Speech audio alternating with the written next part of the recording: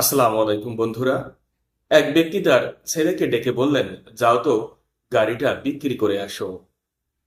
ছেলে একটি দোকানে গাড়িটি দেখিয়ে বাবাকে বলল, বাবা, গাড়িটির দাম তারা 30,000 টাকা বলেছে। তখন বাবা বললেন, যাও তো আরেকটি দোকান ঘুরে আসো। তখন ছেলেটি আরেকটি দোকানদারকে গাড়িটি দেখালো। তখন দোকানদার গাড়িটির দাম বললেন 20,000 টাকা। ছেলেটি বাসায় ফিরে এসে বাবাকে জানালো, বাবা, তারা গাড়িটির দাম 20,000 টাকা বলেছে। তখন বাবা বললেন, আর একটু ঘুরে দেখো না, ভালো বা উপযুক্ত দাম পাও কিনা। তখন ছেলেটি একটি অ্যান্টিকের দোকানে গেল এবং অ্যান্টিকের সেই দোকানের মালিককে দেখালো গাড়িটি।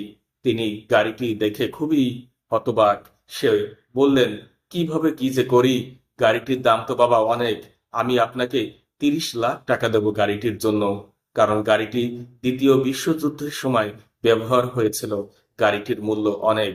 আমরা তো এর উপযুক্ত মূল্য দিতে পারবো না, কিন্তু আপনাকে 30 লাখ টাকা দিব ওই গাড়িটির জন্য। তখন ছেলেটি সব শুনে তার বাবার কাছে চলে আসলেন এবং তার বাবাকে সবকিছু খুলে বললেন। তখন তার বাবা তার সন্তানকে বললেন, হে আমার সন্তান, জীবনে তোমাকে সবাই দাম দিবে না। হয়তো এমন কাউকে পাবে যে তোমার আসল মূল্যটি বুঝবে। যে বুঝবে সেই তোমার আসল বন্ধু। বাকিরা হচ্ছে তোমার দরকারের সঙ্গী।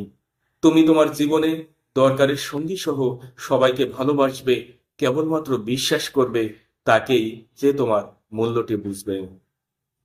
ধন্যবাদ সবাইকে।